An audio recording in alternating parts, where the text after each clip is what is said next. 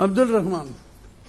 நாட்டு நடப்பையும் அரசியல் பற்றிய விமர்சனங்களையும் அறிந்து கொள்ளவும் புரிந்து கொள்ளவும் கடந்த 37 வருடமாக துக்ளக்கும் தினமணியும் என் போன்றவர்களுக்கு இரு கண்களாக திகழ்கின்றன. ஏன் சார் அதுக்கு முன்னால் 5 வருஷம் நீங்க வாங்கல?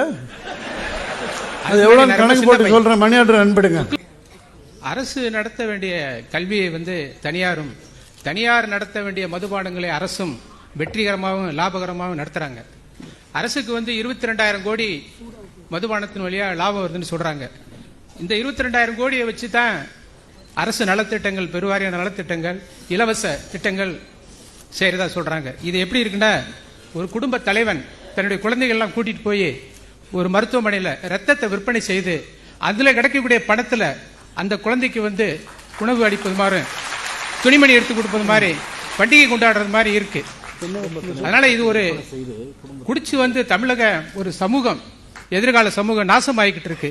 அதை பத்தி நீங்க என்ன கருத்து தெரிவிக்கிறீங்க?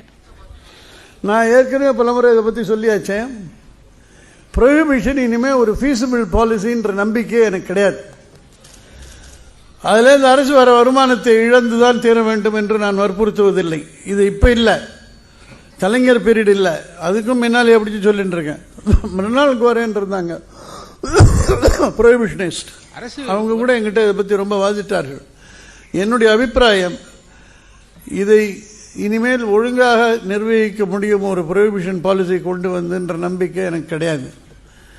அது கவர்மெண்ட்டுக்கு ஒரு வருமானம் வருது, வரட்டும். அதிலிருந்து வர பணத்தை கவர்மெண்ட் ஒழுங்காக செலவழிச்சா அது வரைக்கும் திருப்திப்பட்டுக்கிடுமே ஒழிய ப்ரொஹிபிஷன் வேணும் ப்ரொஹிபிஷன் வேணும்னு இனிமேல் கேட்கறதுல அர்த்தம் இல்லை.